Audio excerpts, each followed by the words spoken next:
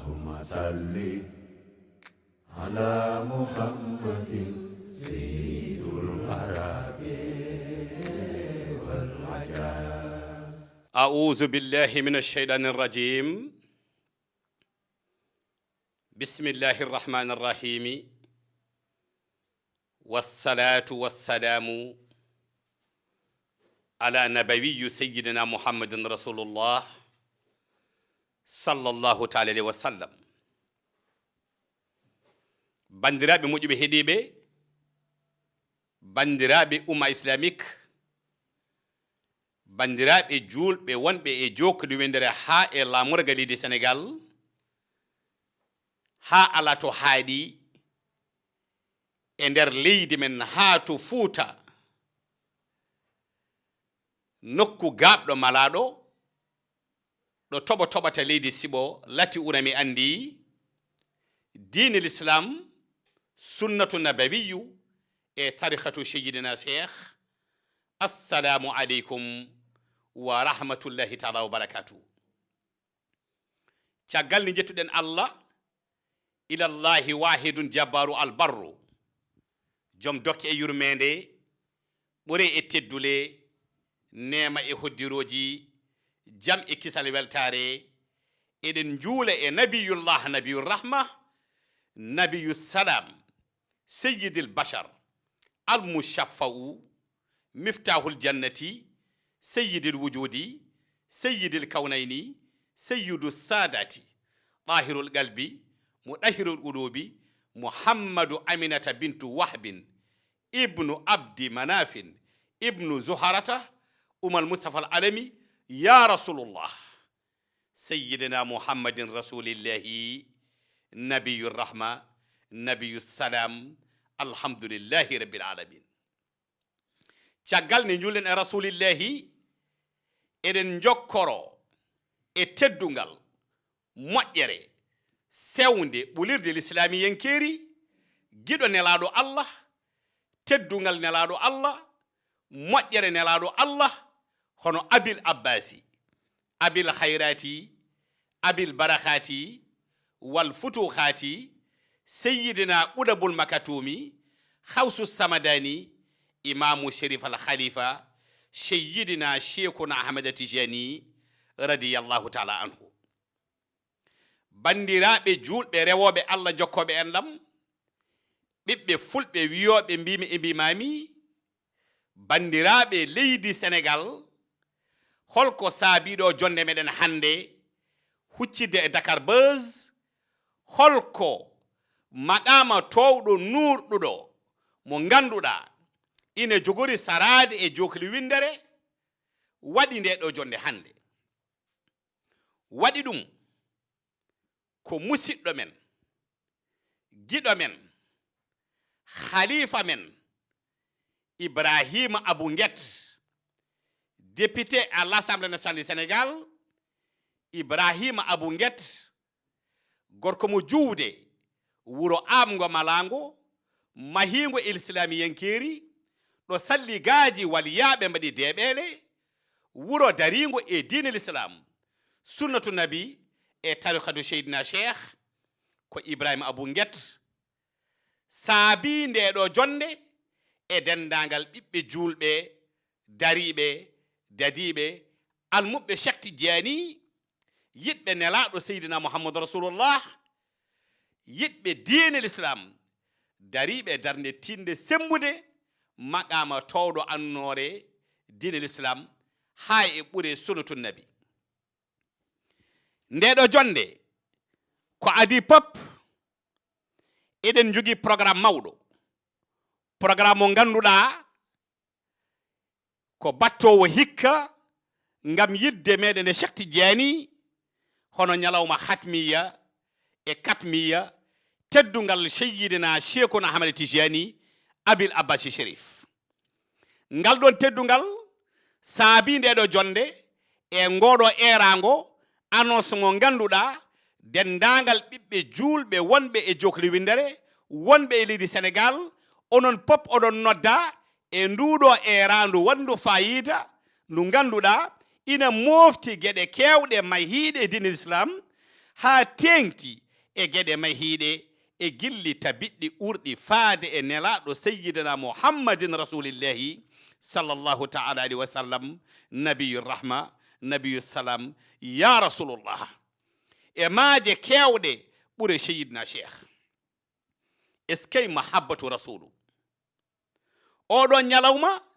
ko ñalawma mawningol cheikhuna ahmada tijani ñalawma o waɗata ko le 6 octobre ñalawma 18 safar ñalawma o ina yuɓɓine la maison de la culture Douta Seck rue 25 Blaise Diagne Médina oɗon ñalawma ala ko woni fayida makko e maqama makko so wona teddungal diine l'islam teddungal gilli tabiɗɗi urɗi sayyidina muhammad rasulullah teddungal sayyidina cheikh namadou tijani teddungal kala ko faate allah ilallahi wahidun jabbaru albarru ɗum waɗi ñalawma o 10 heures subaka ha 10 heures 30 ko hatmatul qur'ana jangate ha yetto ha timma kañum e duwuji muɗum 10 heures 30 ha 11 heures ko zikrullah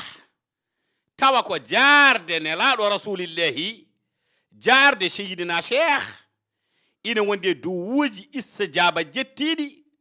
ɗum gollate 11 heures 30 ha midi ɗon kaalane ɗen ɓure sayyidina cheikh abil abbasi abil hayrati abil barakati wal futuhati sayyidina qudubul maktumi hawsu samadani imamu sherif al khalifa eskey cheikhuna ahmad tijani radiyallahu taala anhu sen ngari e midi allahu akbar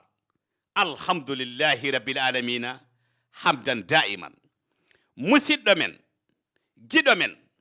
sehil men khalifa muɗalak mo sérif joubayri waɗi ɗum hono ibrahima abou guet amo windi deftere nde ganduɗa ene haala ɓure seydina mouhamadou rasulullah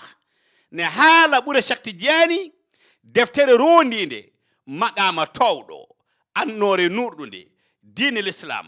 deftere rondinde maaje kewɗe maqama diine l'islam deftere rondinde gilli tabiɗɗi urɗi belɗi mawɗi jaƴƴi sayyidina muhammadin rasulullah hakkunde muɗum e tanum hono sayyidina cheikhuna ahmada tijani radiyallahu taala anhu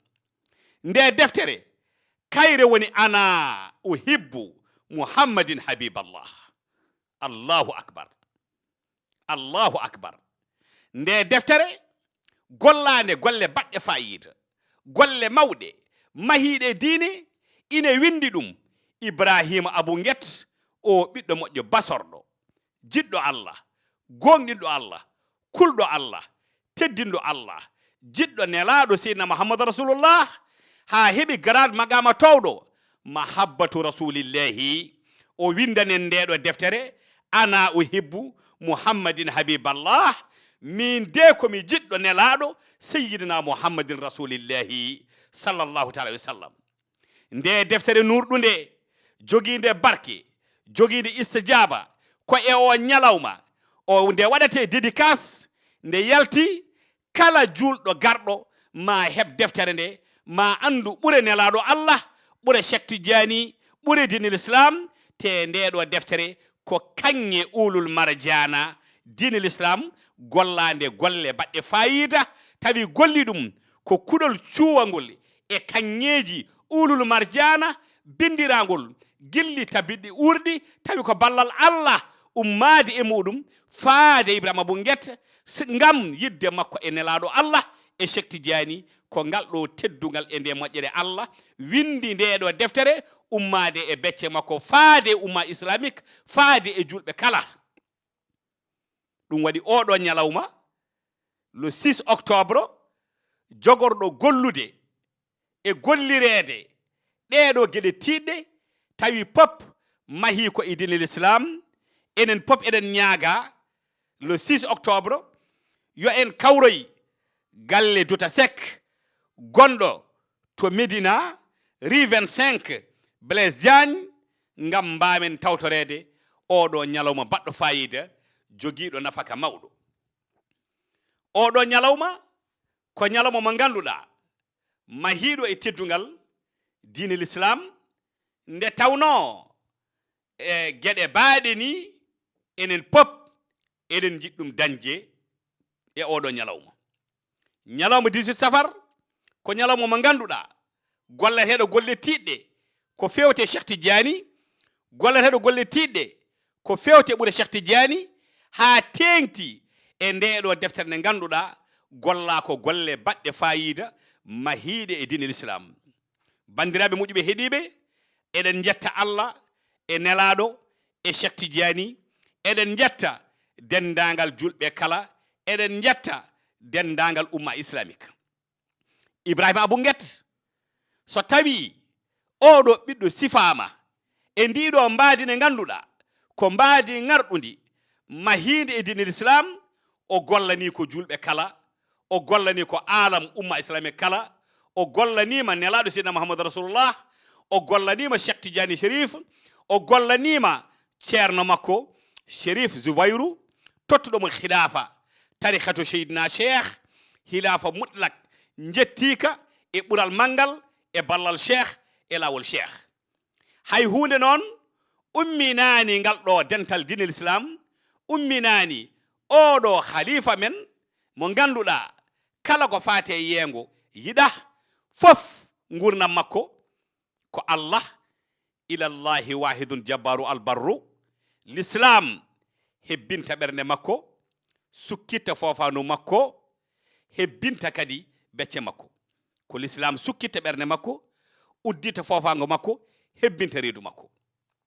O ala ko wana ɗe gueɗe, o ala ko wana nabiyu sayyidina Muhammadin rasulillahi sallallahu taala wa sallam, o ala ko wana sayyidina Cheikhuna Ahmad Tijani radiyallahu taala anhu. Enen kala ndenduɗen e makko ngal ɗo gueɗal ɓurgal